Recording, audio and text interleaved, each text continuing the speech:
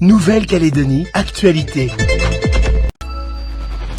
Emmanuel Macron, de nouveau réélu président de la République à 58,55%. Le président sortant brigue un second quinquennat à l'Elysée et à 41,45%. Marine Le Pen s'incline en France mais perce dans les Outre-mer. Elle promet d'ailleurs un troisième tour avec les législatives. Le point dans cette édition. Transport, où en est le dossier SMTU et GIE Carouilla? Si le trafic a repris après la grève des chauffeurs, une question, quel compromis a pu être trouvé entre les transporteurs privés et financeurs publics? Les explications dans quelques instants. Et enfin, dans la grande cause de Calédonia, la santé dans l'assiette. Nous vous proposons de découvrir une recette, l'omelette avec des fleurs et cœur de citrouille. Un plat excellent et bon pour la santé. Je vous le disais, en titre, Emmanuel Macron restera 5 ans de plus à l'Elysée. Il a été réélu président de la République avec 58,55% des suffrages face à la candidature de Marine Le Pen, donc du Rassemblement national, qui en a obtenu 41,45%. Au pays, si l'abstention se fait encore remarquer, le président sortant arrive en tête des résultats, mais dans la majorité des Outre-mer, c'est Marine Le Pen qui surprend. Les précisions d'Aurélie Chiron. 61,04% des suffrages contre 38,96% pour sa rivale Marine Le Pen. Emmanuel Macron arrive en tête dans toutes les communes du pays.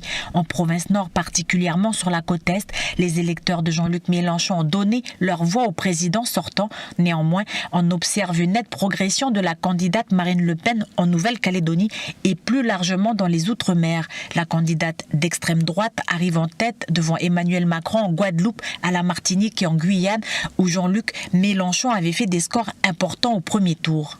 Les remerciements vont tout particulièrement à nos compatriotes des provinces et des campagnes, mais également d'outre-mer, qui m'ont largement placé en tête du second tour avec une force extraordinaire qui m'honore et me touche sincèrement. Cette France trop oubliée, nous ne l'oublions pas. Ce scrutin présidentiel est aussi marqué par une forte abstention locale mais aussi nationale. Dans la commune de Yingen, par exemple, le taux de participation est divisé par 2 au second tour. Seulement 34,79% des électeurs calédoniens se sont exprimés au second tour contre 33,35% au premier tour, soit un taux d'abstention de 65,20%. Aux îles Loyauté, ces chiffres sont expliqués par les mots d'ordre diffusés par les indépendantistes. Là où les bastions, il y a beaucoup d'électeurs indépendantistes ne seront pas à déplacer pour cette fois-ci.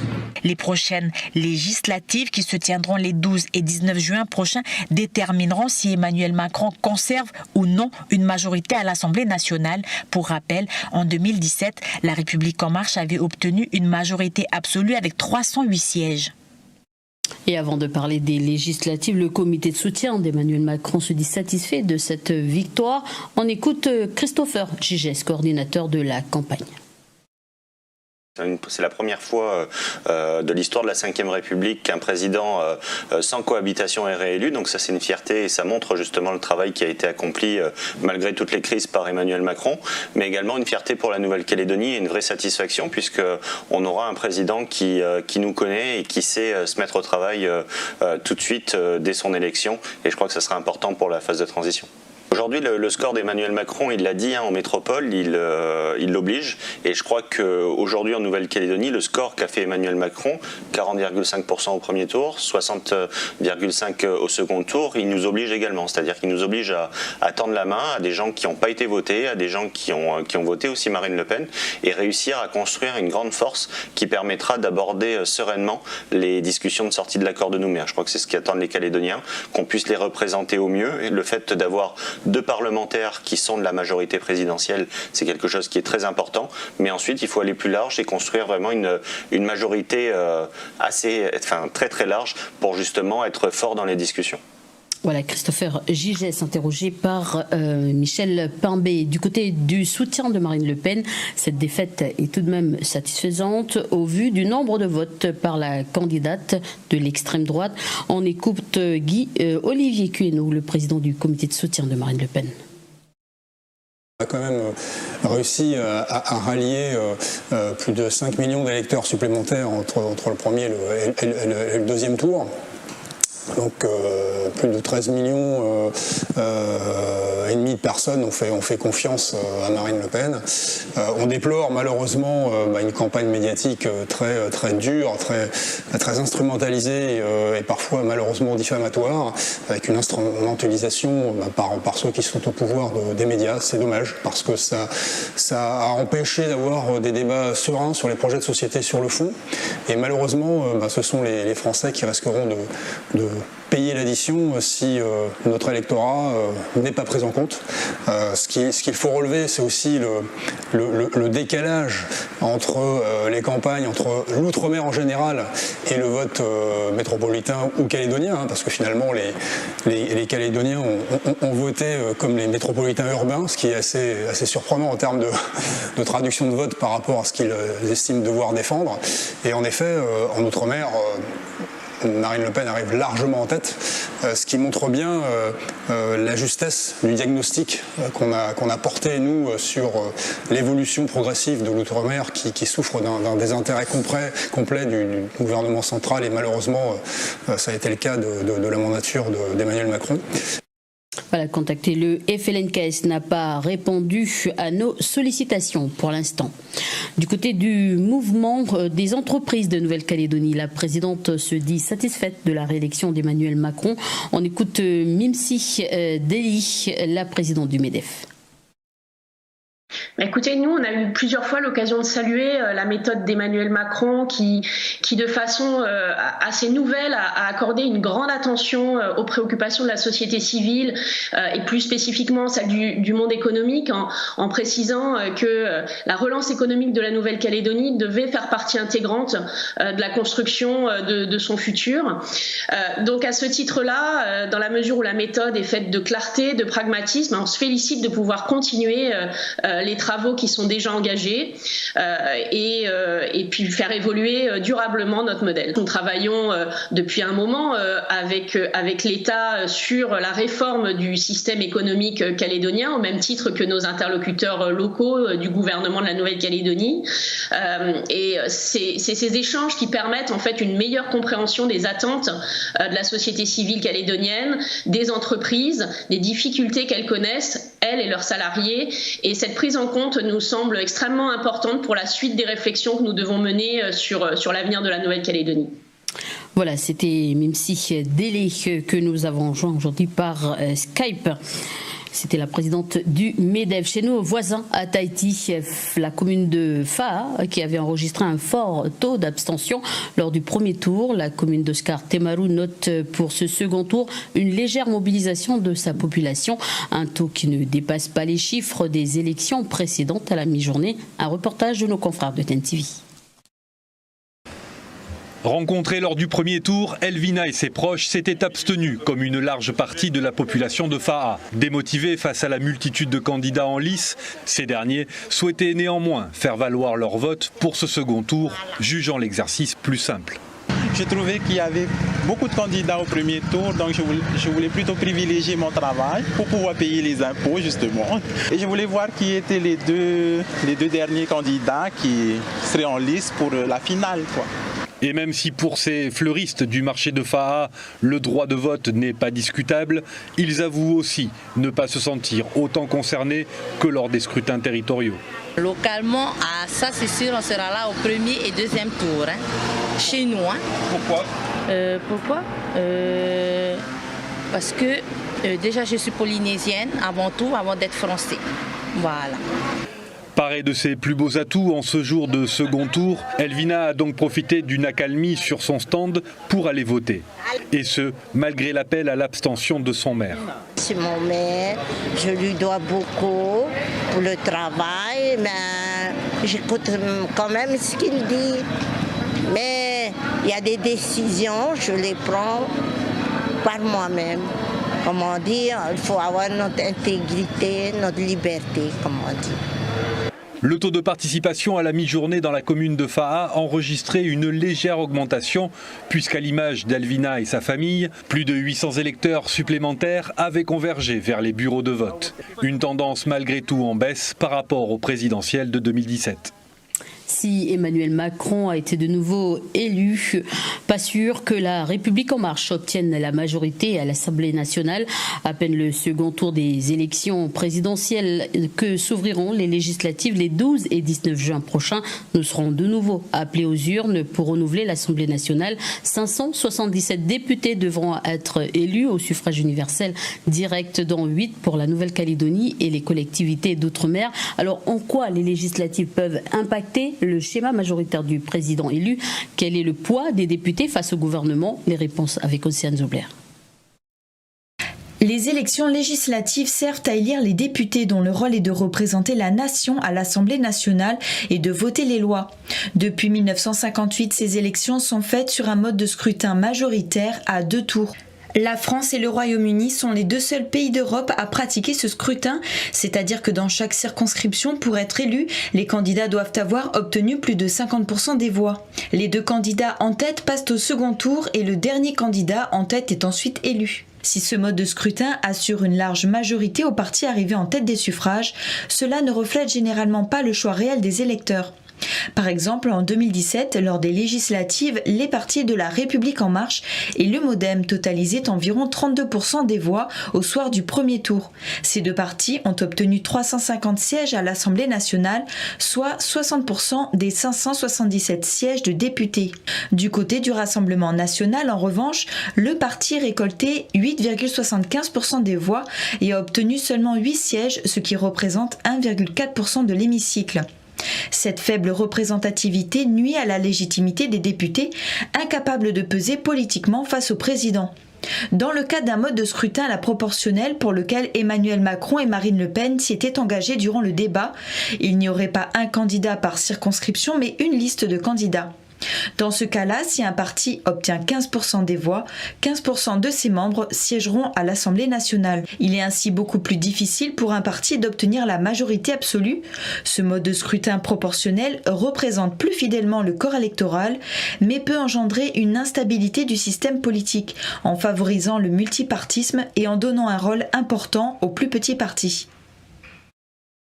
Revenons à présent sur ce dossier. Souvenez-vous, il y a quelques semaines, le réseau de bus de l'agglomération de Nouméa a été paralysé par une grève des conducteurs du GIE Karouya. Ils dénonçaient les économies excessives imposées par le SMTU en grave déficit, trop coûteux, surdimensionné, le réseau de transport public menacé de s'effondrer, laissant les usagers sans solution.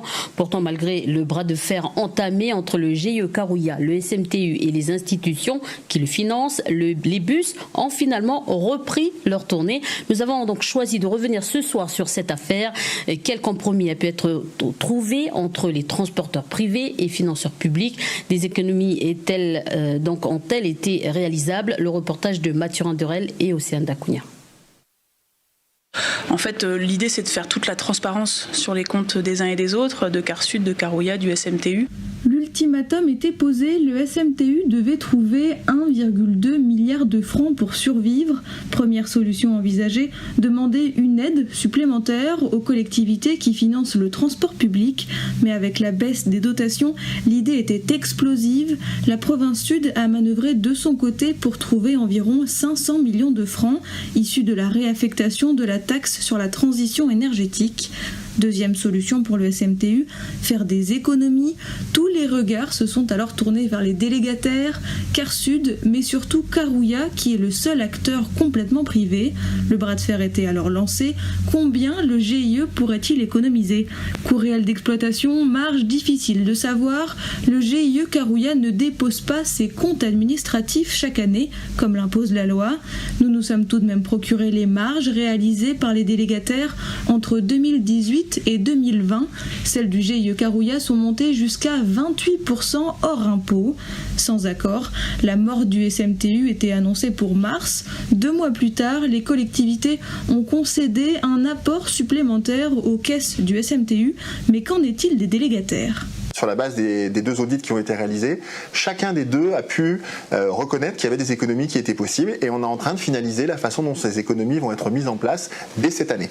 Il ne faut pas qu'il y ait de rente de situation ou de situation anormale qui soit payée sur le dos du contribuable. Donc le travail qui a été fait là, c'est de faire en sorte que le prix qu'on paye, par exemple pour le nettoyage des bus ou pour de l'entretien ou pour d'autres activités, ce soit le juste prix. Si la situation semble trouver une issue, une question reste sans réponse. Que va-t-il advenir des contrats des délégataires si la taille du réseau est revue à la baisse ? Alors, la question de l'adaptation du réseau, effectivement, elle se pose. Aujourd'hui, le réseau, il a été construit pour transporter 13 millions de passagers, il en transporte 8,5 millions. Donc, forcément, c'est un sujet sur lequel il va falloir qu'on continue à avoir des discussions. Carsud et le GIE Carouilla se partagent aujourd'hui un marché à plus de 2 milliards de francs par an. Dans un tout autre sujet à présent, vous le savez, cette année, notre grande cause, c'est la santé dans l'assiette.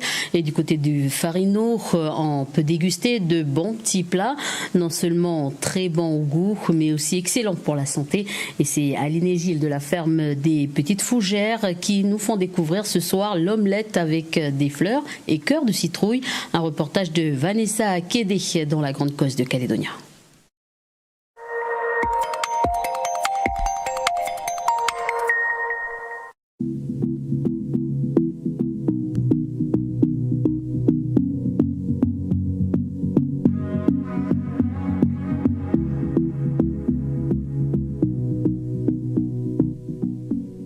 Là, on a nos cœurs de citrouille. Donc pour préparer les cœurs de citrouille, il faut enlever les petits fils, comme pour sur les haricots. Là. On enlève les petits fils dessus. Hop.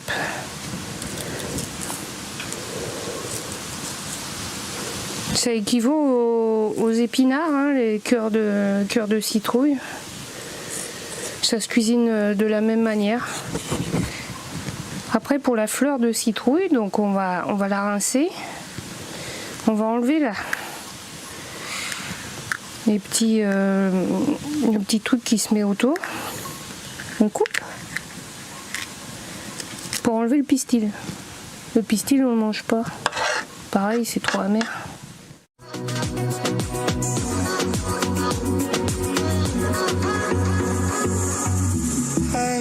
I think she knows that, but I'm show it off. Hey, she playing cool now. Donc là, pour 4 personnes, on va mettre environ, on met bien 6 œufs. Je rajoute mes fleurs, mes ingrédients, les fleurs de citrouille. Les cœurs de citrouille.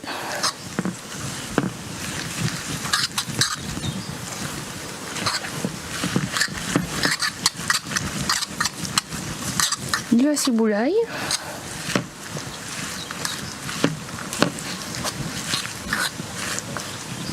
Et puis mes petites feuilles de romarin pour relever un petit peu tout ça.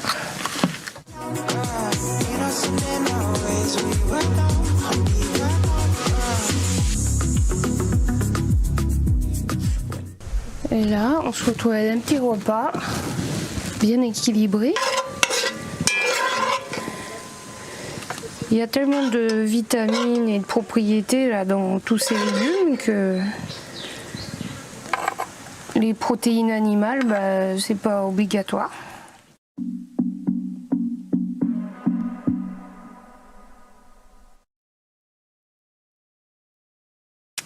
Beau visage, geste coutumier de design kanak. C'est l'exposition qui s'ouvre en ce moment même au Centre culturel Pomemi à Koné en province nord. Graphique, street art, pop art ou encore typographique. L'artiste Pascal Guéry s'inspire de la culture kanak. Je vous propose de découvrir ou de redécouvrir ses œuvres en musique.